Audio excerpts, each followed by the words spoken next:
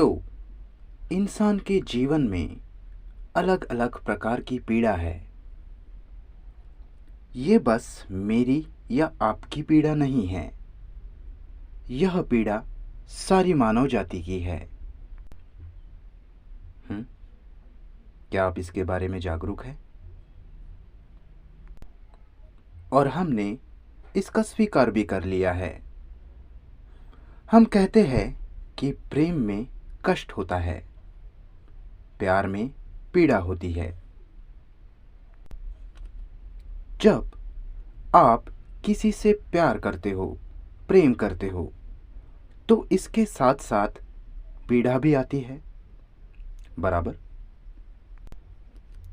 तो हम साथ साथ मिलकर सवाल खड़ा कर रहे हैं कि क्या सारे दुखों से, पीड़ा से पूरी तरह से आज़ाद होना संभव है? और जितने लोग यहाँ से सुन रहे हैं, उनमें से हर एक इंसान की चेतना जब पीड़ा से, दुख से पूरी तरह से आज़ाद होगी, जब वह आज़ादी हम लोगों की चेतना में होगी, तो क्या होगा? हमने शुरू में कहा कि यह पीड़ा आपकी नहीं है या मेरी नहीं है। यह पीड़ा तो पूरी मानव जाति की है।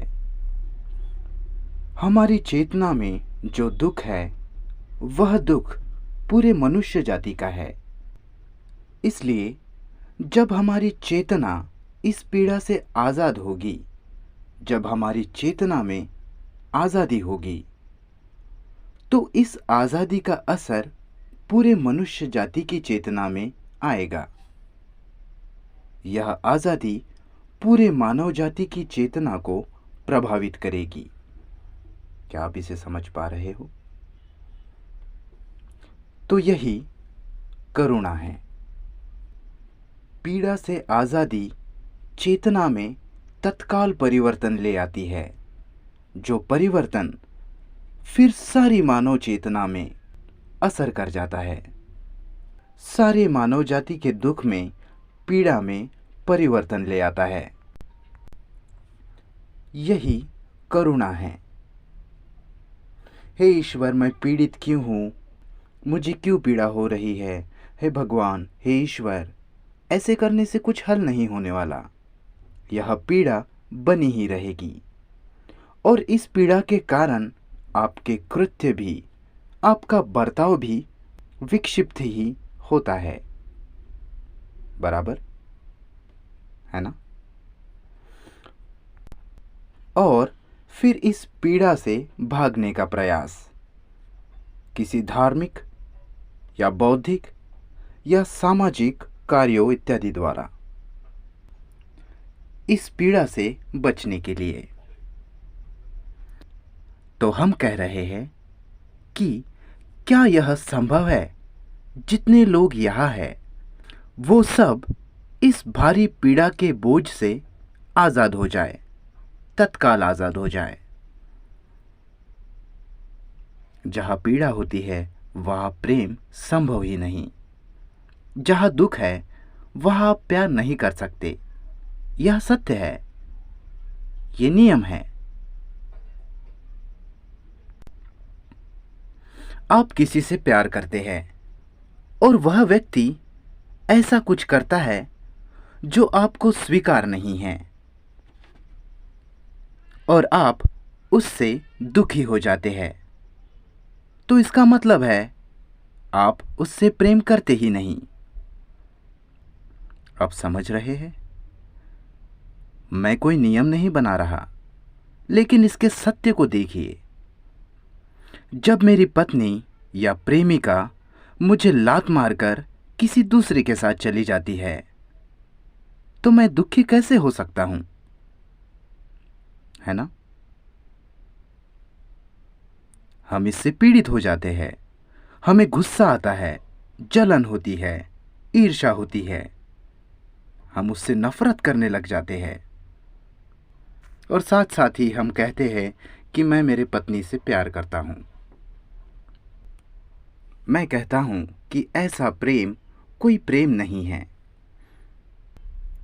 तो ऐसे समय क्या यह संभव है कि हम पीड़ित ना हो और फिर भी अत्यधिक प्रेम का खिल ना हो? हम्म तो हम साथ मिलकर खोजेंगे कि पीड़ा क्या है।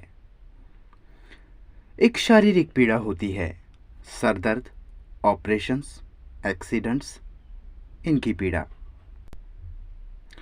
हमारी अधूरी इच्छाओं की भी पीड़ा होती है, जो इच्छाएं पूरी नहीं हुई, उनकी पीड़ा। मुझे आशा है आप ये सब समझ रहे हैं।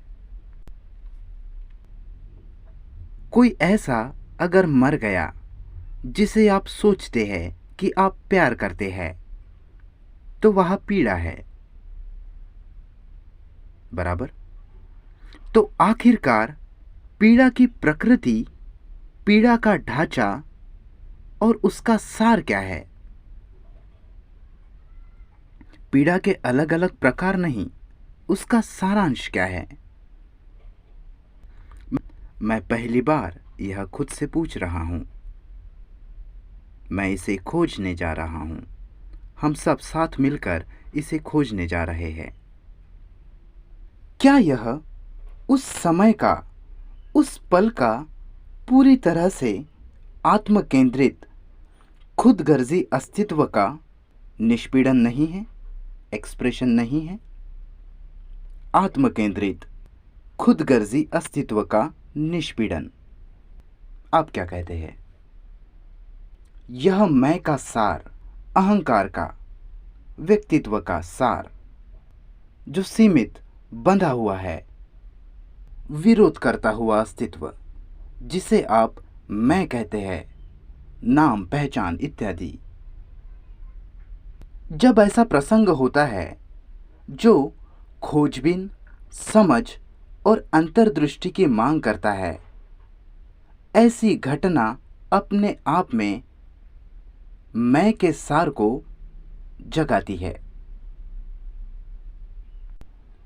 और उसे मैं पीड़ा कहता हूं। क्या आप इसे समझ पा रहे हैं? अगर मैं नहीं होता तो क्या तुम पीड़ित होते? आप मदद इत्यादि करते पर पीड़ित ना होते। तो इसलिए मैं की अभिव्यक्ति ही पीड़ा का सार है, जिसमें अकेलापन, खुद पर दया, भागने बचने का प्रयास, जो जा चुका है उसके साथ रहने का प्रयास, इन सब के लिए मैं जरूरी है, जो कि भूतकाल है, भूतकाल की छवि है, जो मैं हूं। अस्तित्व का ज्ञान, अतीत का ज्ञान, अतीत की यादें, वही मैं हूं। तो पीड़ा का, दुख का, पीड़ा जो मैं का सार है, उसका प्रेम से क्या संबंध है? कृपया सोचिए सर, हम साथ साथ सोच रहे हैं। मैं का प्रेम से क्या संबंध है? क्या प्रेम और पीड़ा, इन दोनों में कोई संबंध है? क्या प्रेम विचार ने निर्मित किया है, जबकि मैं विचार की ही निर्मिति है?